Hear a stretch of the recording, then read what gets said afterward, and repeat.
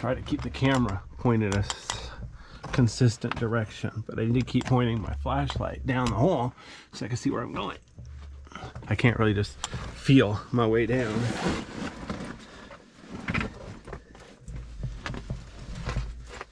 This part especially, because I'm going down and I have to turn a corner. So I'm going to be like twisting myself into a pretzel. It's too much fun. But at least the rocks aren't sharp. So I'm not going to get myself, you know, caught up or cut up or anything like that. Kind of heavy that caught and cut. I mean, well, not really the same thing. They're similar.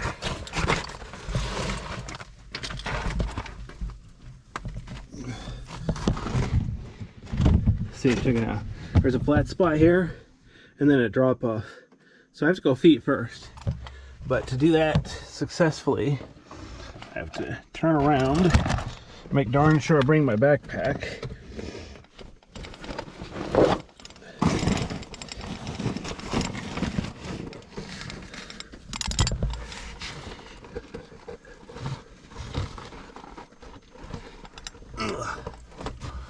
My backpack has extra flashlights and stuff, so I definitely can't go through here without it.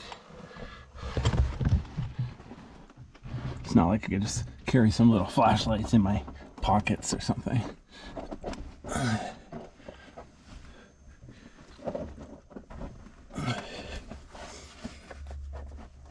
Okay.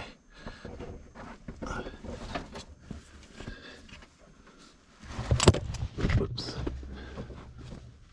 Alrighty. Darn it. I got my knee. There we go. I have my knee pad stuck on a rock. Well, it wasn't really caught. It was just sort of wedged in there. You know what I mean. Let's see if I can be gentle. There we go. It's a lot harder going up. I have to somehow bring this uphill.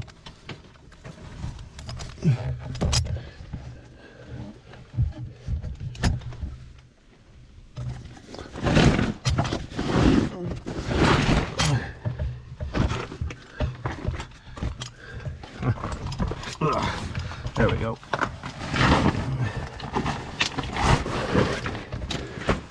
There. That's the way I get to crawl back up in a few minutes. I'm almost as far as I'm going to be able to go. Whoa. That's funny. Almost. Alright, there we go.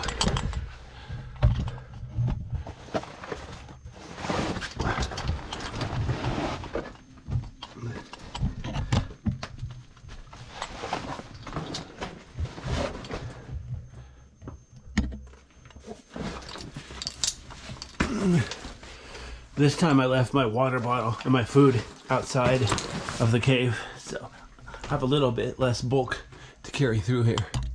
But it's still a bit of work to get around. Okay, so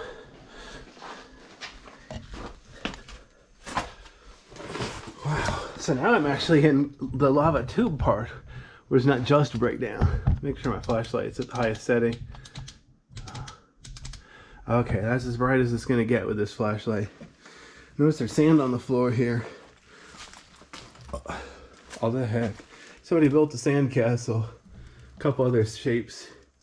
I didn't do it. Yeah, it's like they drew several different shapes over there. All right, well anyway. So here, see the cave's only about 15 or 20 feet across. Ceilings maybe 10 feet high or less. Huh, that pile is how I climbed in over there on the right. Yeah. Yeah. Beginning caving, the hard part is navigating.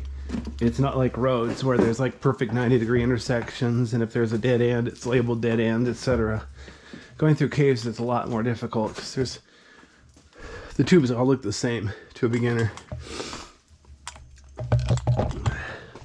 And it might make sense coming in one way and then nothing looks familiar on the way out because you're looking at a totally different angle. So if you want to go caving, practice going through the same cave like 10 times. So you have it memorized. Keep doing that. That's one of the reasons I'm going through these caves. I'm shooting each one twice. Once clockwise, once counterclockwise. So get it stuck in my little skull. Notice how small it is ahead. It looks like it's blocked.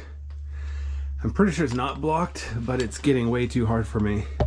So I'm going to show you how far I went last time, which I think will be about the same thing I'm going to do this time. And then I'll turn around and go back out of here. Go find an easier cave. Like, I don't know, Deadly Cliff Cave. Or Slippery Death Ice Cave. Anyway, yeah. Okay, so that looks like a dead end there. Or is it? No, that is the way through. Hang on, let me grab my backpack. I think this is the way through. Yeah, I feel airflow, but just because air is flowing doesn't imply that it's big enough for me. Yeah, that looks too hard for me.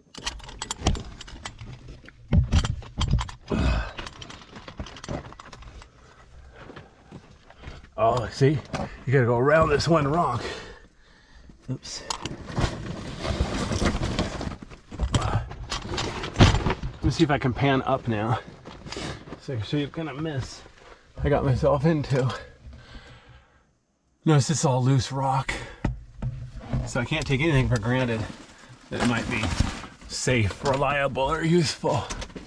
But yeah, if I want to go through this cave, I am 40% sure this is the way through here. I'm gonna try to climb up a little bit. I am not optimistic. Wow. I feel airflow. Wow.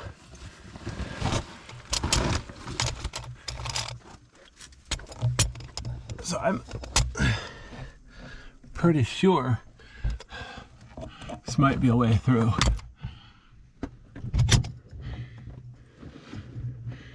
Wow, it's just too small for me though. Doesn't look like there's another way. Wow, it opens up so near yet so far. But you know what? Sometimes you have to choose your battles. That's fine, it looks like there's a way back there too. Also, way too small for me. Wow. It's so disappointing. To me, like, imagine that if you ran a race, you're in first place 99% of the time, and then at the last minute, somebody cuts ahead and wins. Wouldn't it be like, oh man, that was this close? But yeah, you know what? Sometimes life is like that. You can't win every race.